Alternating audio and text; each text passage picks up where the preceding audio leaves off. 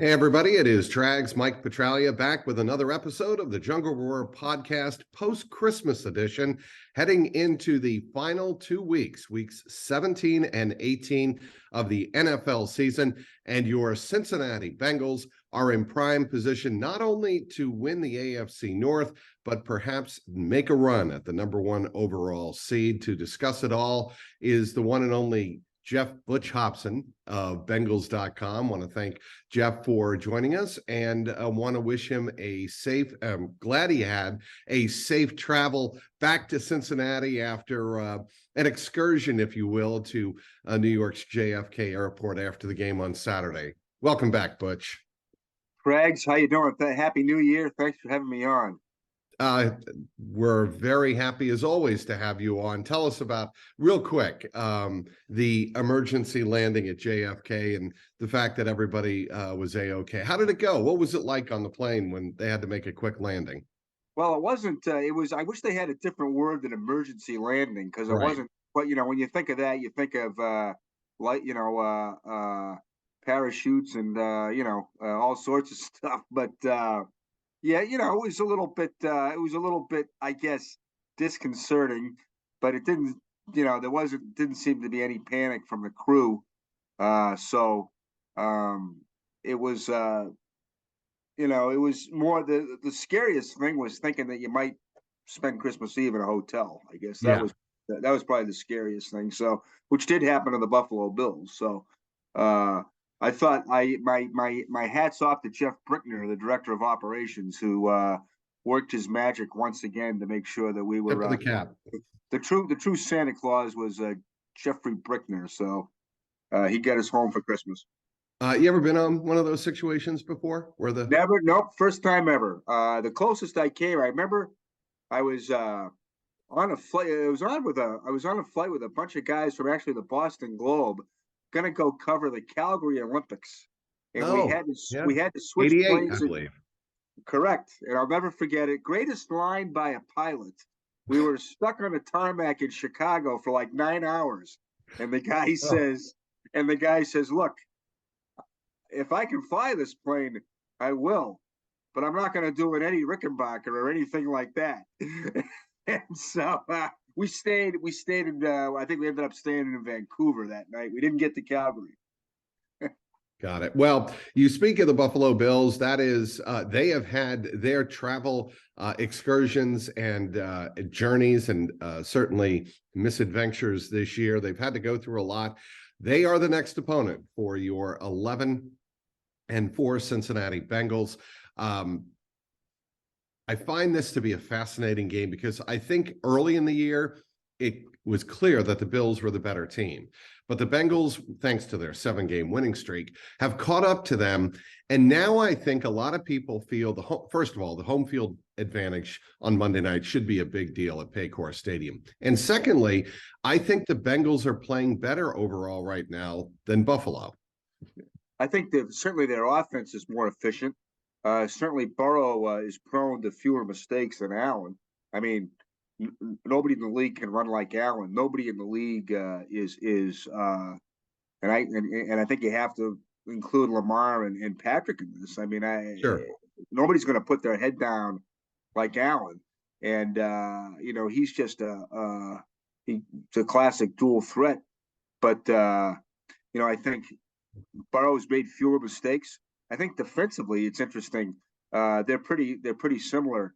Veteran defenses that don't put much pressure, don't make many mistakes. That's an interesting matchup too. But I think, and if you go with the momentum and just the scheduling and what they've had to deal with, yeah, I think you do. And the fact that they're at home, I mean, that's a big deal to me, Butch. Yeah. I think that the city's going to be lit up literally on Monday night, and they're going to be ready for a national audience to watch this team really try and prove that they are a Super Bowl contender going into the playoffs.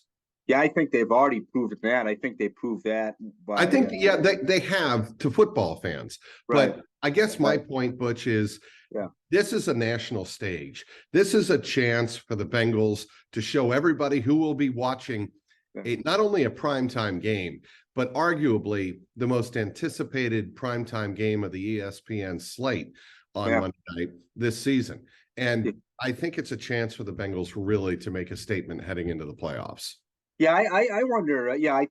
All that is true, Trags, and I wonder too. Are we watching? And you would know this better than I, but are we watching the best Bengals team of all time? I wonder about that. Most talented, I would say yes. I don't think there's any question about that. Yeah. I think they're playing at a level and beating teams that even the 81 and 88 Bengals did not beat. And even last year's team, great playoff run, no question about it. But when you take a look at the gauntlet of teams that the Bengals have gone through to get to this point on a 7-game winning streak, there's no one after that Cleveland game on Halloween who thought they were going on a 7-game winning streak. Right, no. That's correct. And the last 2 games they won, they never won. Even in their best years, they never won games like that on the road. I mean, down 17-1, and then a hair away from a walk-off loss the next week, and they won both of them. And I don't ever was talking to Boomer a little bit about some stuff yesterday. Now the 88 defense did come up with some big big turnovers, particularly in the AFC Championship game against these Bills, or those Bills, I guess. But I can't remember a stretch like this where, I mean, Trags, I think in the last 3 or 4 games, the last 4 games, they've had a fourth quarter turnover. Not just a turnover, but in the fourth quarter. And I think that has been a big part of why this team has been successful. They had the turnover against Travis Kelce that Jermaine Pratt forced and recovered, that really allowed the Bengals to hold on and beat Kansas City. They had, obviously, the turnover on Saturday against the Patriots. It was an incredible play by Von Bell to have the presence of mind to stand up Ramondre Stevenson as he was backpedaling, punch the ball loose, and have BJ Hill recover the ball. Because I had visions, Butch, and I'm sure you did too, of this team heading into Christmas with the taste of that loss in their mouth.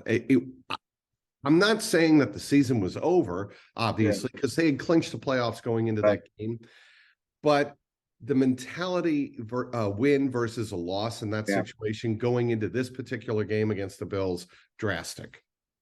Yeah, I mean, it's kind of compared to going into the bye with that win over Carolina instead of the loss against the Browns. I think that was a Carolina game. I think was quietly kind of get them on the right track a little bit.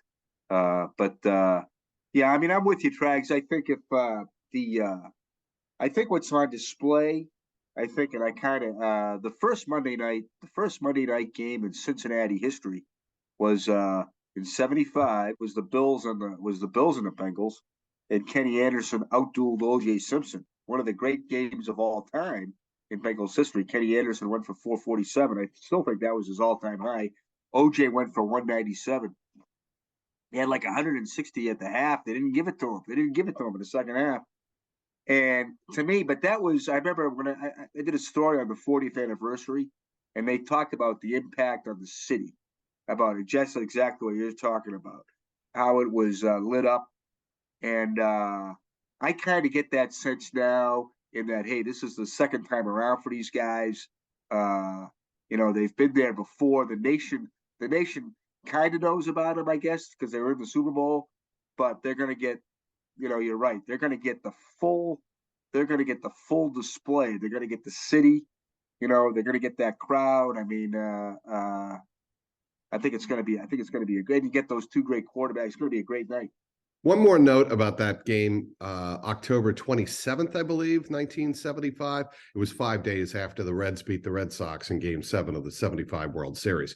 That was a remarkable month and a remarkable week for the Bengals. By the way, that was the same month also the Bengals beat Kenny Stabler and the Oakland Raiders at the time. That was also in the rainstorm at Riverfront. Ask Dave Lapham about that game. That's one of his fondest games that he recalls. Also want to talk about Saturday and your concern level as we move on to other issues coming up in these final 2 weeks and heading into the playoffs. Evan McPherson. There's a lot of chatter about concern for, or the confidence level in Evan McPherson heading into the playoffs. Understand, this is a second-year kicker who in his rookie season made all 14 of his postseason field goal attempts, all 6 of his extra points in the postseason last year. He was 20 for 20. I still think he's a clutch kicker, no question at all. I just think that the conditions on Saturday were uniquely difficult. Nick Folk missed a couple of kicks for the Patriots, and that's his home stadium. What do you make of Evan McPherson in the last 2 weeks and heading into the playoffs? Yeah, Nick Folk missed and a folk hero missed, but it was a weird day at Foxborough. But I would say, to me, nobody said anything about, hey, he's had to adjust to a new operation. Not only did he get thrown in with a new long snapper, just as he's getting used to that, he's got a new holder. So I think even though it seems like everything is fine, I mean, Adamitis seems to be getting it back there okay, and Drew Crispin, the new punter, has done a good job. Well, it's still different. It's still a different thing. I mean, I meant to do this, and now you reminded me, Trags, and that's good. That's why I'm here, Butch. Probably 80 people have probably already done this, but what's Mac's percentage since they made the switch at holder? And I'm not saying, I think he's, and I'm not saying Crispin's doing a bad job holding. He's just different.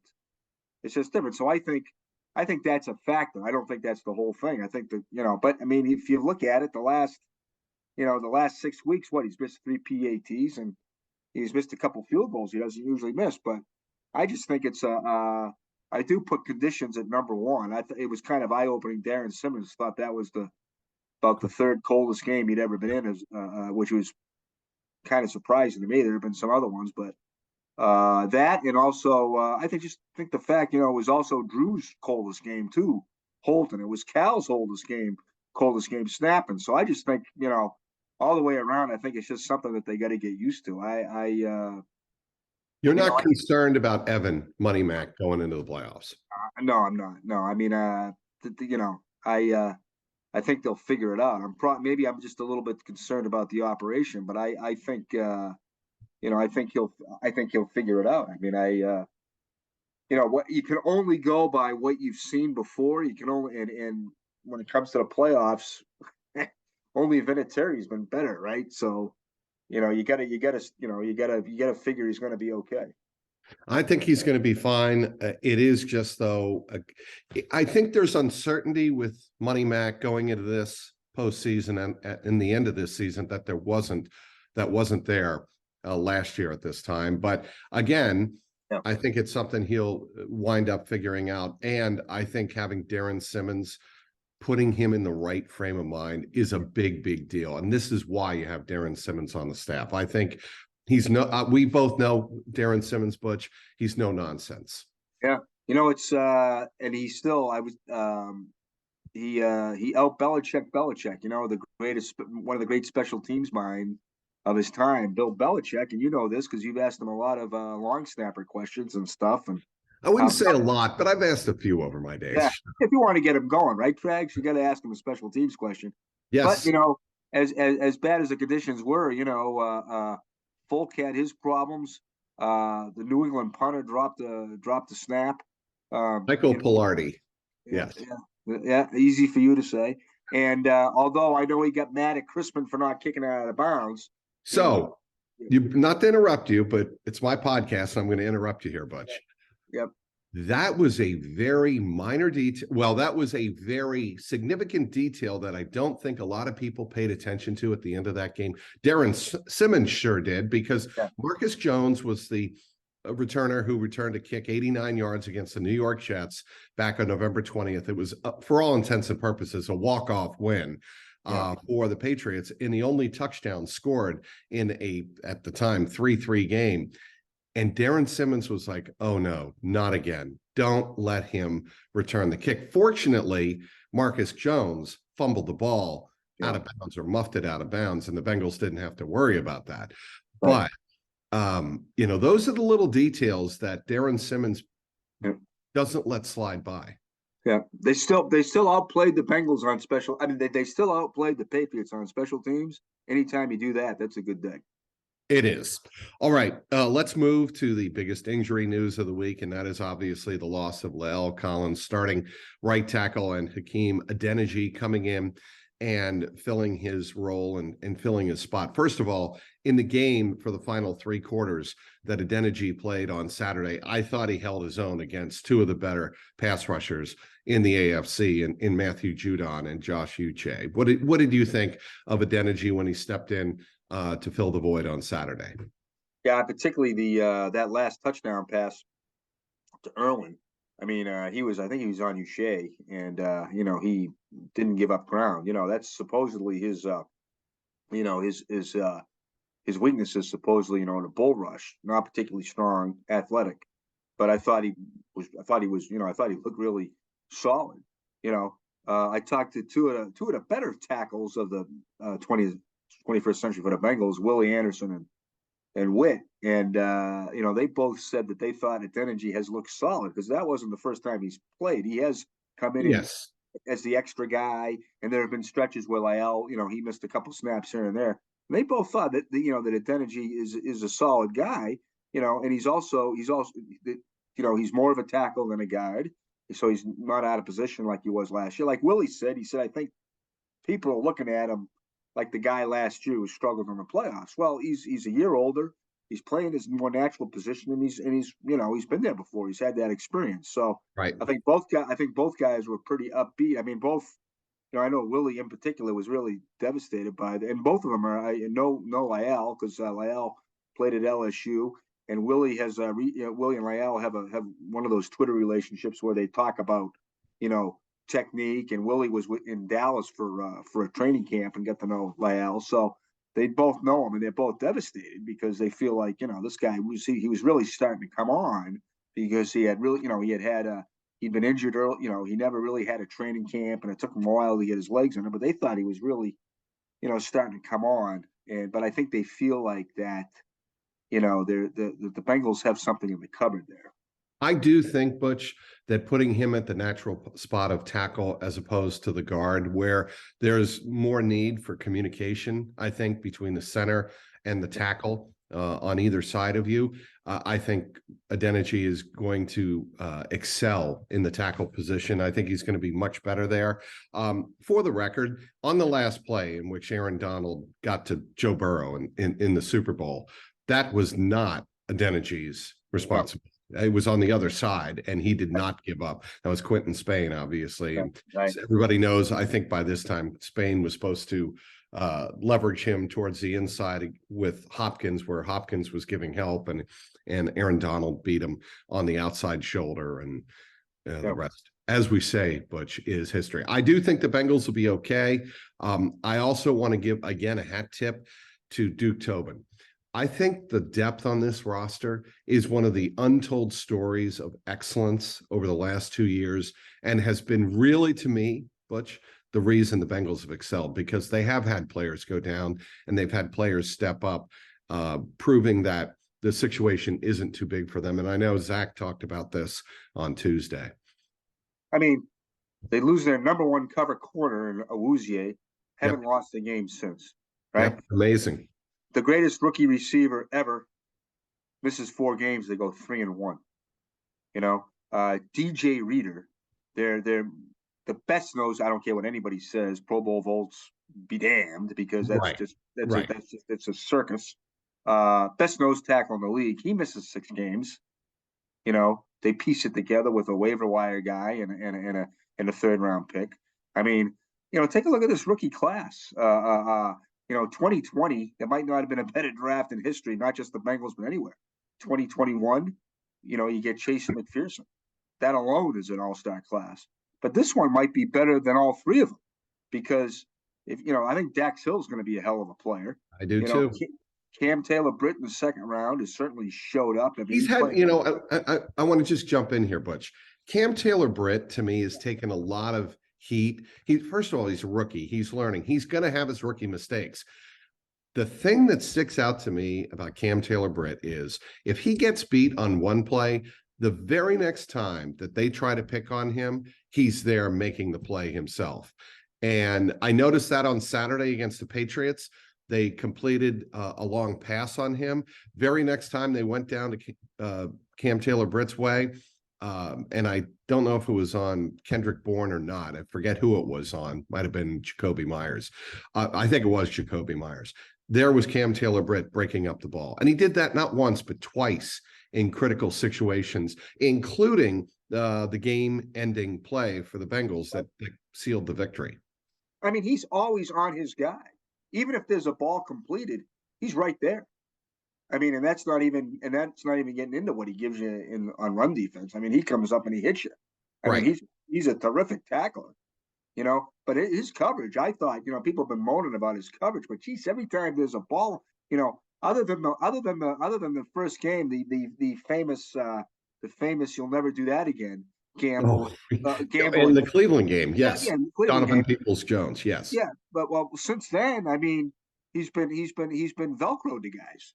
So I mean, I just think so. Anyway, that's the second round pick, right? That's a hell of a pick, right? I think the third round pick, Zach Carter, I think has played well. He's played well in stretches, and you know, Cordell Volson has been, as Willie Anderson said, I haven't heard his name lately. Right. So he's done his job. So I mean, those are four pretty good picks. You know, you throw them on top of the first three in 2020, and Chase and McPherson in 21.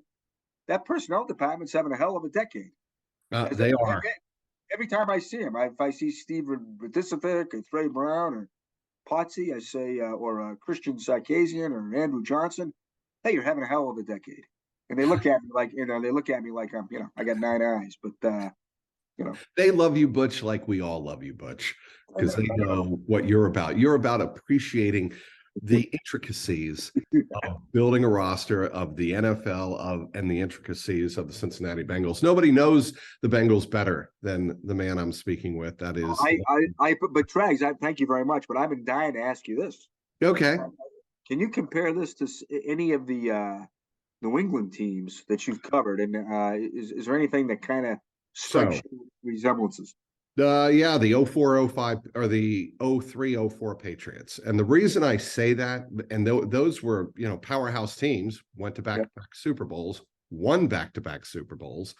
It's because Brady was terrific managing the offense. He hadn't become Tom Brady the way Joe Burrow's numbers are already outstanding. Brady's numbers weren't off the chart.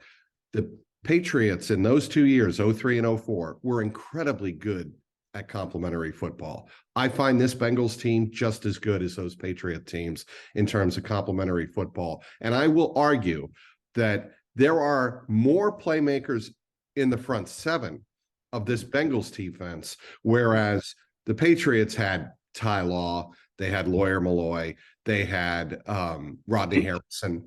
Seymour too, right? And Seymour. Yeah. Right. And Willie McGinnis and Teddy Bruschi. Yeah. And in 04, they drafted Vince Wilfork. The way the two defenses are constructed are very similar to me. And I think this Bengals team reminds me of that team. I just don't know. And you hope as a Bengals fan that they can hold together many of the critical pieces, not only on offense. Everybody talks about Burrow and Jamar and to a degree T. Higgins.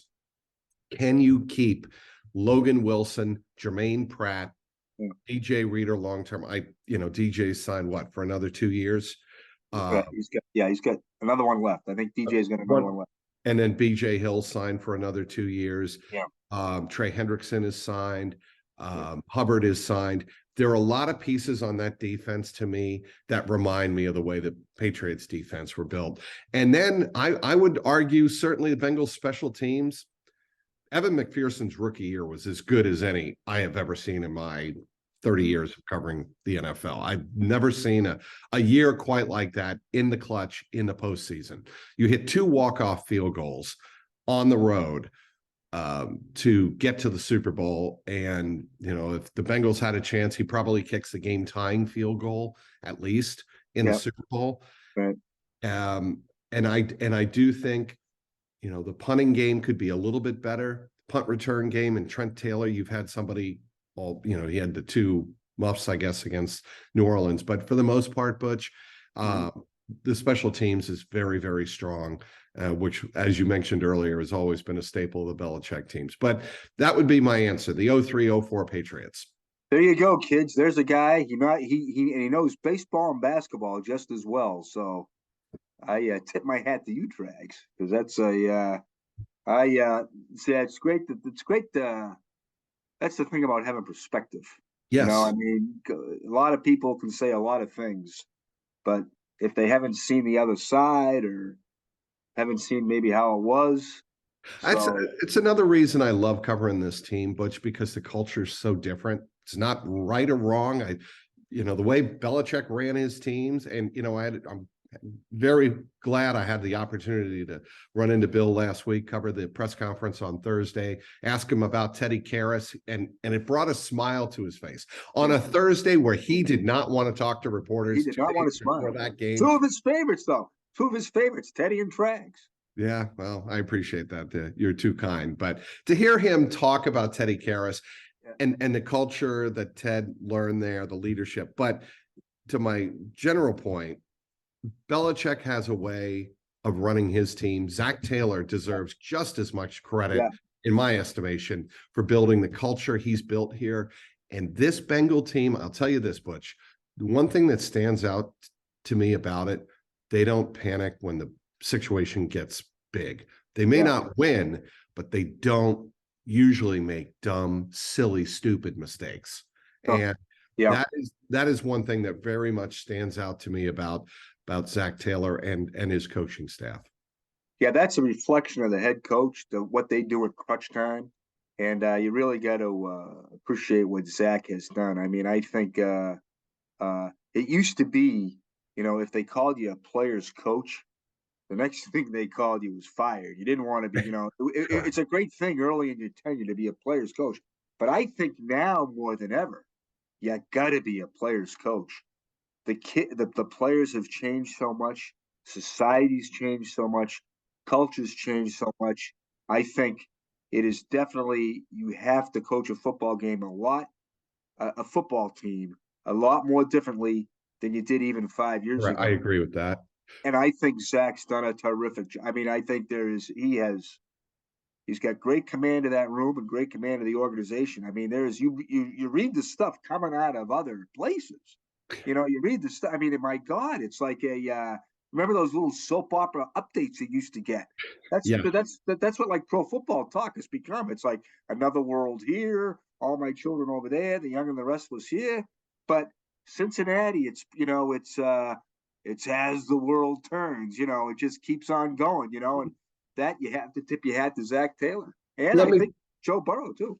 Let me tell you what that is. That is a head coach empowering their players to do the right thing. You have to have leaders in the locker room, and the Bengals, again, going back to Duke Tobin, they've done a good job of, along with Zach's input, of deciding who loves ball. That's Zach's term, right? Yeah. We got to find who loves ball, who's committed to playing football the right way. And I think they've done a great job of putting players like Ted Karras is the obvious example this year, but they have so many players in that locker room who lead and are happy in their environment. DJ Reader is a great example for me, of a guy that doesn't say a lot, but has always got a smile on his face, always businesslike in his approach, and is obviously incredibly respected. And I think when you have a guy like that, even in the 6 games that he missed with injury, it has a domino effect in a positive way on the team.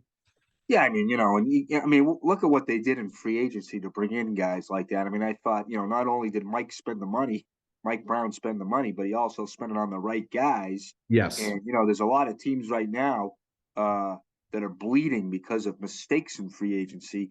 And I think you really have to, again, Duke, Steve Radisovich, the head of pro scouting, Mike Potts, the director of college scouting, because these guys, when they look at the free agents, they also go back and they heavily look at their college stuff that they did. Go back to the position, they go back to the area scouts too. So, I think it's been Hendrickson. I mean, these guys, look at what Hendrickson brings to the room. Or look what, Von Bell Yes. You know, Yes. I mean, Yes. has there ever been a better day, a better 48 hours in franchise history when they signed DJ Reader and then Von Bell? What a way to start the No, day. I think you'd be hard pressed to find two better, more impactful free agent signings in a 24-hour period. That's a great point, Butch. When they signed those two, they really started to reform and revitalize, if you will, that locker room.